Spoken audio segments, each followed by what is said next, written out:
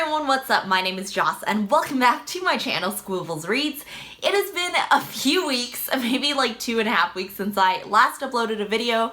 I've just been spending a lot of my emotional energy in my personal life and just dealing with a lot of stuff that had I done YouTube videos, I would not have enough energy to do both YouTube and my personal stuff, but I took a lot of self-care time, did all the things, still working on it, still work in progress, but I figured that I would come back and let you guys know kind of what I have been reading, and I did go on a big holiday over winter break, so I figured I'd let you guys know what my thoughts were about the books that I read on that vacation. I am going to talk about, I think, 7 or 8 books that I read while I was away. I feel like this is super weird and awkward, just the process of filming, sitting here and talking to you guys feels awkward and unnatural, and I don't know if I'm moving my hands too much because I feel like I haven't done this in so long, but I'm here, I put on my makeup, we are doing the thing, let us get into the books today. Okay, so the first book is actually a novella that I talked about in my sci-fi books on my TBR video. I finally got around to it. This is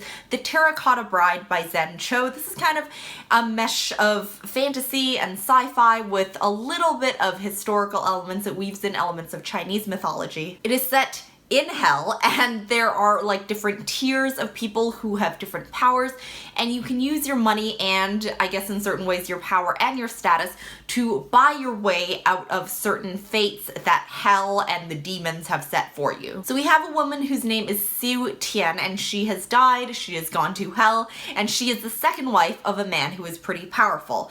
And then one day the man brings home a new bride, and this bride is made of terracotta. Besides that, I don't really want to say too much more about the plot, but there are kind of covert deals and relationships and some type of bargaining with these people's fates that kind of go on. There are different relationships, there are characters with non-heterosexual relationships. It was a very lush and very rich setting, so I found that at the end of the novella I just kind of wanted a little bit more, not necessarily within the novella itself because I thought it did a good job at what it did, but I wanted a full-length book out of this world. Overall, I did really love it and I gave it 4 stars. The next couple books that I read are part of a new adult romance series. This is called the Radley University series by Dahlia Adler. There are 3 total books in the series, and on vacation I read the first 2. The first one is called Last Will and Testament, and the second one is called Right of First Refusal. The series was actually super surprising to me. I really enjoyed it. So I do have one more book in the series to go, but these are not really totally they're not linear sequentials, so they're just companion novels. Each of the books focuses on one girl in a group of 3 different friends and their relationships. All of these take place at Radley University and kind of focus around the romance of the book. Alright, so the first book is called Last Will and Testament. This is about a girl named Litsy. She is biracial, half Filipino and half white. At the beginning of the book, both of her parents die, and that is not a spoiler, it's right on the blurb. So she is left to take care of both of her quite younger brothers to avoid them going into foster care. So she's in college, she doesn't necessarily have the best grades, but in order to care for her brother, in order to provide for them, she does need to get her grades up. So in the process of getting her grades up, she kind of becomes intermingled with her new TA, who is coincidentally very attractive, and thus begins kind of the student-teacher trope. It was kind of a slow burn because it did take the whole book for it to progress, which is something that I really did enjoy. I also thought that Dahlia Adler did a good job portraying the grief and just the stress of all the stuff, plus the schoolwork, plus taking care of the brothers, and just kind of that overwhelm that Lizzie felt throughout the book. I also really liked how she incorporated some aspects of Filipino culture. There was also another caretaker who was an older woman in the story, and she did have a disability as well. However, one thing that I wanted to improve upon was that there was still some traditional gender role stuff that I think the book could have totally done without and would have been even better. The writing style is also pretty straightforward, nothing too amazing, but also nothing that I really wanted to critique, just very straightforward. Overall, I did really enjoy this, and I gave the first book 3.75 stars. Okay, so moving on to the second book, it's called Right of First Refusal. This focuses on another girl in the group with 3 friends.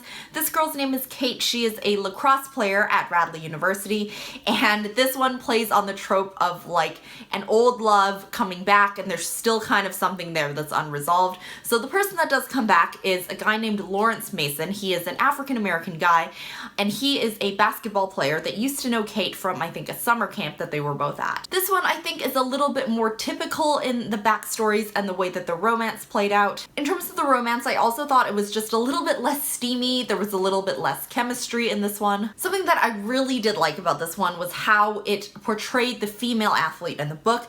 So a lot of times in society, some things that can happen are that other females think that female athletes are too manly or too aggressive, and guys think that female athletes are like not good enough. So I think that was kind of touched upon in the book and discussed a little bit. That's something that I really liked. As a side note, all of the things that I did mention are very like traditional gender role things that female athletes are often faced with in society, just like going out there and being a female that takes sports very seriously. So yeah, enough about that. I did end up giving the book 3.5 stars. Alright, so next we have a YA duology. This is by Sona Cherapotra and Danielle Clayton. The first book is called Tiny Pretty Things and the second one is called Shiny Broken Pieces. So they both revolve around a group of girls that are all studying dance at this ballet company. So as you can probably expect, there were some aspects that were super blown out and kind of ridiculous, but there were some other aspects that really represented what can happen when you put a lot of pressure, and by that I mean the different pressures of society and traditional gender roles and just the pressure of being in a dance school where it's extremely competitive. So this can really drive some competition between females, and we can see what a detriment it can be on their mental health. I think in some situations, like capitalizing, sensationalizing female friendships and the ways that they can go wrong can turn out super sensationalized and really overdone.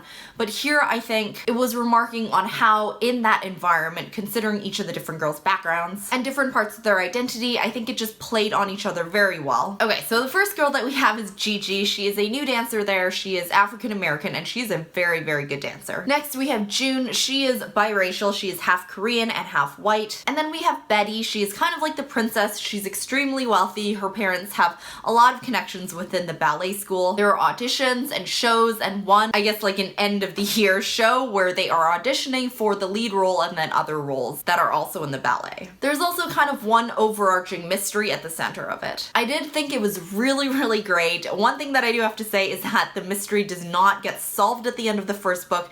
Like unfinished mystery type of things don't really bother me all that much. I don't ever like deduct stars from a book that kind of goes unresolved. But just know that going into the second book, I did think that the second book had a little bit less drive. It was a little less punchy. And in books that are a little less punchy, I expect them to be more atmospheric. I expect the writing and the character building to really drive the book. But here I think it was a little bit lacking on those aspects. I didn't see a ton of character growth in the second book, and I didn't really enjoy it quite as much as the first one. So I gave the first book 4 stars and the second one 3. The next book I actually read on my long ass plane ride to my vacation.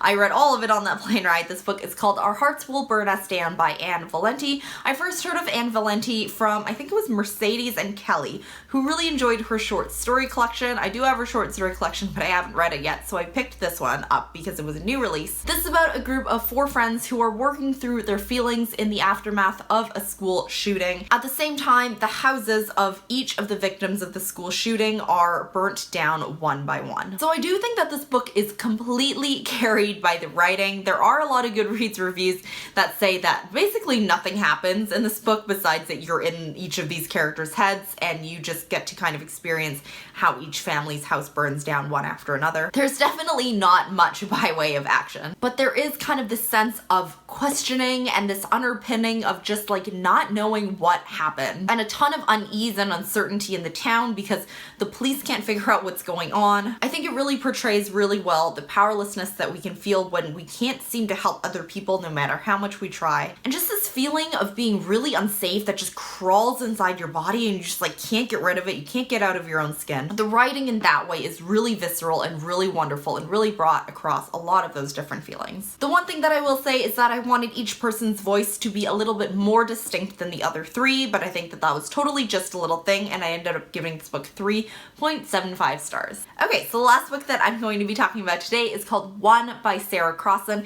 This is a YA contemporary book. It is written in verse and it is about conjoined twins, Grace and Tippy. Their family is not very well off. They have a bunch of medical expenses and they are about to transition from being homeschooled into attending school for the first time outside of their home. This book does read very, very quickly because it is in verse. I read it in about an hour. It talks talks a lot about how we can portray people who appear to be different or unfamiliar to us. I thought it did really well with that. Something that I thought was super interesting was that all of it was written in Grace's point of view and not Tippy's, not really anyone else's. I thought that was really interesting.